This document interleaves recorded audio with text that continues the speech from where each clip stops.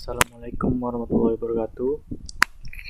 Kami dari kelompok 5 yang beranggotakan Ilham Mutakin, NIM 19 11 3027, Enggar Rifansah Trimulya 19 11 3044, Triventus Bunasolu 19 11 2998, Muhammad Al-Ghifar 19 11 3021, dan saya Raffi Distira 19 11 3016.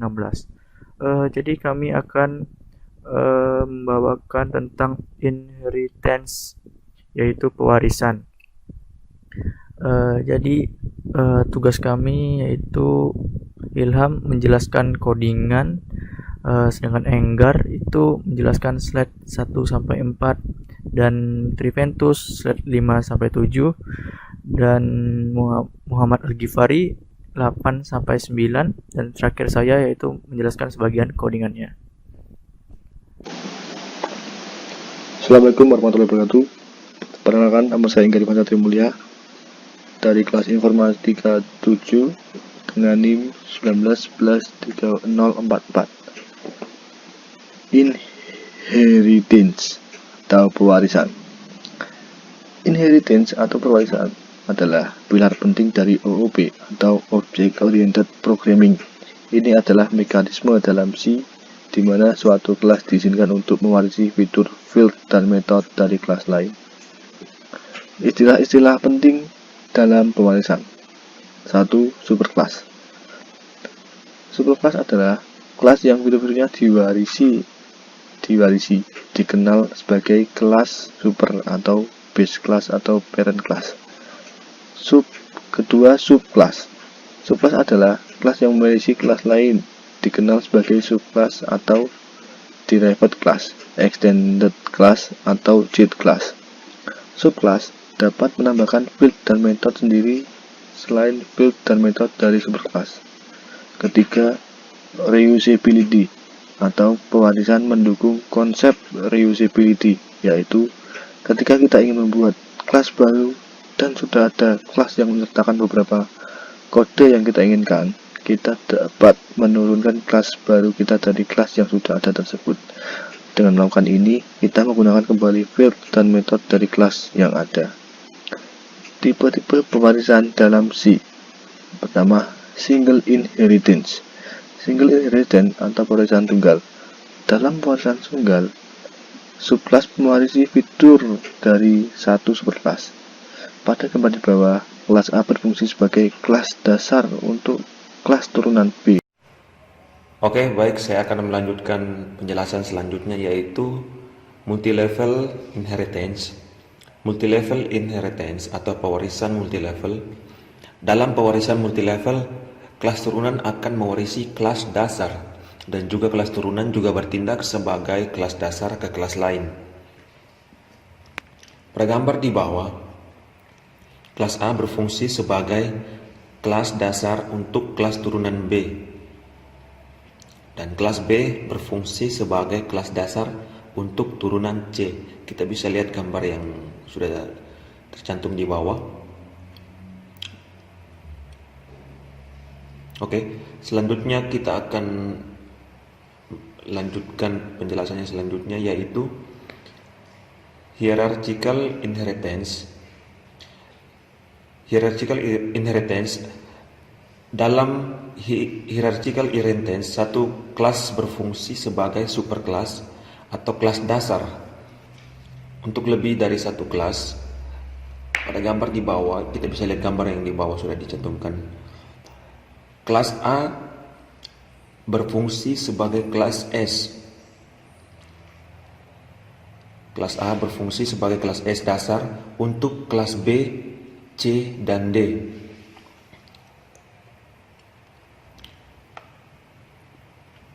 Oke, kita lanjut yang selanjutnya, yaitu multiple inheritance. Multiple inheritance. Dalam multiple inheritance, satu kelas memiliki lebih dari satu superclass dan fitur waris dari semua kelas induk. Harap dicatat bahwa C# tidak mendukung multiple inheritance dengan kelas. Dalam C#, kita dapat mencapai beberapa pewarisan hanya melalui interface. Pada gambar di bawah ini, kita bisa lihat gambar yang di bawah tadi. Kita bisa lihat gambar yang sudah dicantumkan ini. Kelas C berasal dari interface A dan B. Oke, baik. Penjelasan itu mungkin penjelasan ini selanjutnya akan dijelaskan oleh teman-teman yang selanjutnya. Terima kasih. Hybrid inheritance. Hybrid inheritance atau pewarisan hybrid adalah campuran dari dua atau lebih dari jenis pewarisan di atas. Karena C# tidak mendukung banyak pewarisan dengan kelas, pewarisan hybrid juga tidak mungkin dengan kelas. Dalam C#, kita dapat mencapai pewarisan hybridnya melalui interface. Fakta-fakta penting tentang pewarisan pada C#. Yang pertama, default superclass. Kecuali kelas objek yang tidak memiliki superclass, setiap kelas memiliki satu dan hanya satu superclass langsung. Dengan tidak adanya superclass eksplisit lainnya, setiap kelas secara implisit merupakan subclass dari kelas objek. Yang kedua, hanya memiliki satu superclass. Superclass dapat memiliki sejumlah subclass, tetapi subclass hanya dapat memiliki satu superclass. Ini karena C# tidak mendukung multiple inheritance dengan kelas. Meskipun dengan interface, multiple inheritance didukung oleh C#. Yang ketiga, inheriting constructors. Subclass mewarisi semua anggota dari superclassnya. Konstruktor bukan anggota, sehingga mereka tidak diwarisi oleh subclass. Tetapi konstruktor dari superclass dapat dipanggil dari subclass. Yang keempat, pewarisan private member. Superclass tidak mewarisi private member dari kelas individunya. Namun, jika superclass memiliki properti untuk mengakses private files, maka subclass dapat mewarisinya. Assalamualaikum warahmatullahi wabarakatuh. Nama saya Ilham Mutakin, NIM saya 19113227. Di sini saya akan menjelaskan codingan dari program kelompok kami. Yang pertama saya akan menjelaskan codingan pada file hewan.cs. Nah, di dalam hewan.cs ini kita akan menggunakan namespace inheritance, yang mana namespace ini nanti akan kita gunakan untuk semua file. Jadi satu program itu terdapat dalam namespace inheritance. Kemudian di dalamnya akan terdapat class hewan. Nah, class hewan ini nantinya akan saya gunakan sebagai base class. Kemudian di dalamnya ada 4 buah field, dan keempat buah field ini memiliki access modifier yaitu private dan bertipe string. Kemudian di bawahnya ada 4 buah properties, yaitu adalah nama hewan, jenis makanan, tempat hidup, dan bentuk tubuh. Nah, di dalam setiap properties ini terdapat aksesor, yaitu get dan set. Apa itu aksesor get dan set? Maksudnya di sini kita bisa mengakses field yang memiliki akses modifier yaitu private, contohnya seperti nama hewan ini. Jadi kita bisa melakukan akses data terhadap field tersebut. Nah, untuk metode getter sendiri itu dia bisa mengakses data, kemudian data yang diakses itu akan dikembalikan lagi, akan di return. Nah, untuk yang set sini dia bisa menulis data ke dalam si field yang private tersebut. Contohnya di sini get ini dia akan membaca data nama hewan, kemudian dia akan mereturn value dari si nama hewan. Dan untuk yang set dia akan memberi nilai pada field nama hewan dengan value yang nantinya akan kita isikan pada kelas selanjutnya. Kemudian saya lanjut untuk file yang kedua, yaitu file klasifikasi. Nah, dalam file ini kita memiliki 5 buah kelas subclass dari kelas hewan. Jadi kelas hewan ini adalah base class untuk subclass mamalia, aves, pisces, amfibi, dan reptil. Nah, misalnya di sini saya akan menggunakan kelas mamalia. Di dalam kelas mamalia ini terdapat sebuah fungsi, dan fungsi itu nanti saya gunakan untuk menampilkan ciri khusus dari si kelas mamalia. Misalnya kelas mamalia dia memiliki ciri khusus hewan ini berciri khas menyusui. Begitu juga dengan kelas lainnya. Misalnya di sini ada kelas aves. Nah, aves ini terdapat fungsi untuk menampilkan ciri khusus dari si kelas tersebut atau kelas Aves, yaitu hewan ini berjenis unggas. Nah, begitu juga dengan kelas selanjutnya, yaitu Pisces untuk ikan, amfibi, kemudian dan reptil. Nah, selanjutnya saya akan menjelaskan untuk file yang ketiga, yaitu file nama hewan.cs. Nah, di dalam file ini terdapat 5 buah kelas lagi, yaitu kelas ayam, ikan, ular, sapi, dan katak. Nah, di sini si ayam ini dia adalah merupakan subclass untuk base class Aves. Di sini Aves. Berarti dari gambarannya program ini menggunakan tipe multi-level inheritance. Artinya, misalnya ada sebuah base class dan base class tersebut memiliki subclass. Kemudian subclass itu juga berperan sebagai base class untuk subclass selanjutnya. Seperti ini contohnya. Misalnya di sini ada kelas hewan. Kelas hewan berfungsi sebagai base class untuk kelas mamalia. Dan kelas mamalia ini juga berfungsi sebagai base class untuk kelas sapi, seperti itu contohnya. Nah, kemudian lanjut, di dalamnya terdapat, misalnya di sini kelas ayam ya, di dalamnya terdapat konstruktor. Nah, apa itu konstruktor? Konstruktor yaitu sebuah kelas yang memiliki nama sama dengan sebuah metode yang memiliki nama sama dengan nama kelasnya. Sini kan ada nama metodenya yaitu ayam, sama dengan nama kelasnya yaitu ayam. Nah, itu untuk pengertian si konstruktor. Kemudian dalam konstruktor terdapat inisialisasi pada properti-properti yang terdapat di dalam kelas hewan.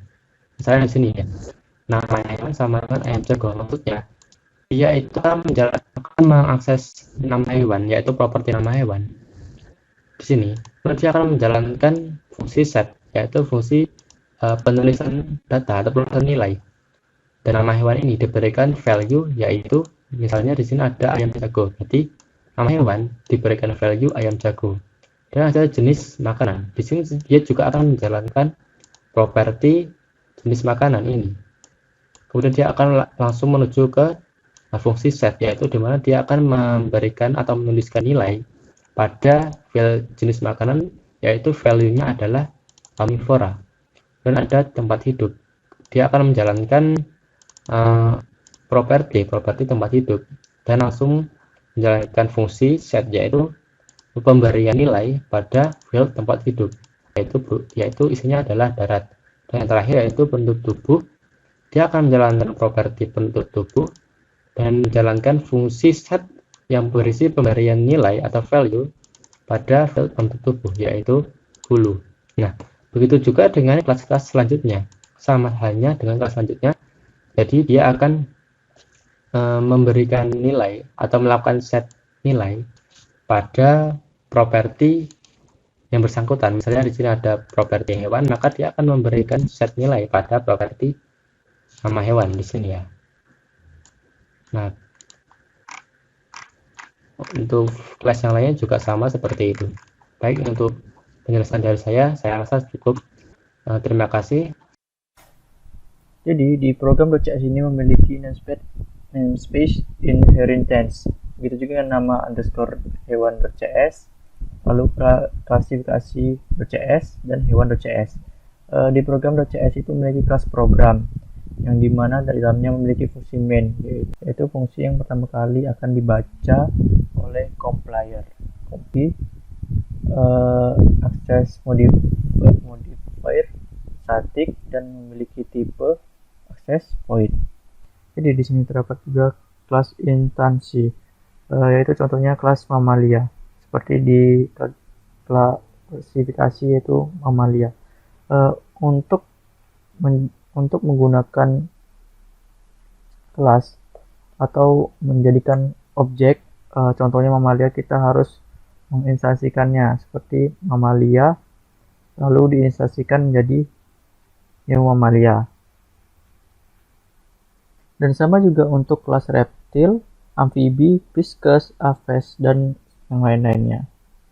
Jadi di sini terdapat console with len dan inheritance. Jadi akan menampilkan ini saja untuk judul, lalu yang di sini hanya untuk spasi agar terlihat lebih rapi. Jadi di sini akan menampilkan yaitu nama hewan dan ayam nama hewan. Ini nih akan menampilkan yang nama hewan itu ayam jago. Jadi yang keluar itu akan ayam jago.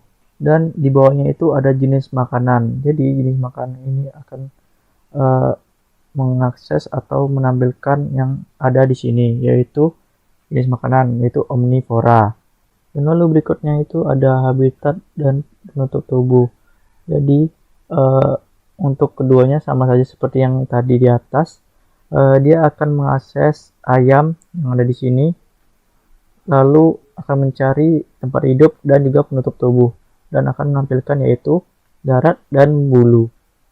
Dan begitu juga untuk program di bawahnya yang seperti ikan, jenis makanan ikan, habitat ikan, penutup tubuh ikan, lalu kata, lalu sapi, dan ular. Dan untuk yang ini ciri khusus ini akan mengakses kelas Aves, yaitu kelas Aves yang ada di aplikasi. Dan kelas Aves itu memiliki ciri khusus yang berarti akan menampilkan yaitu hewan ini berjenis unggas. Jadi di sini akan nanti di hasilnya akan menampilkan ciri khusus, yaitu karena dia kelas Aves, lalu akan menampilkan hewan ini berjenis unggas. Lalu langsung saja kita ke hasilnya, yaitu ini adalah hasil dari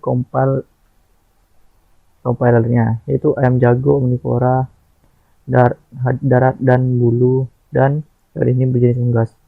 Jadi sesuai dengan yang kita buat tadi, yaitu nama hewan yaitu ayam jago, lalu jenis makanan yaitu omnivora, lalu habitat di darat, penutup tubuh yaitu bulu, dan untuk ciri khususnya hewan ini berjenis unggas, sama seperti yang ada di kelas klasifikasi. Dan untuk ikan sama juga. Mengapa yang keluar itu ikan mas? Karena yang ada di nama hewan itu yaitu dituliskan yaitu ikan mas, jadi bernilai ikan mas dan menampilkan ikan mas. Dan hasilnya pun sama seperti yang ada di program nama hewan.cs, yaitu ikan mas, jenis makanan omnivora, lalu habitatnya di air, lalu penutup tubuh, sisik, dan ciri khususnya itu hewan ini berjenis ikan. Dan sama seperti itu untuk hewan-hewan seterusnya, seperti hewan kata, sapi, ular. Oke, sekian dari kelompok kita, kelompok 5. Maaf jika banyak kesalahan, lebih dan kurang kami minta maaf. Assalamualaikum warahmatullahi wabarakatuh.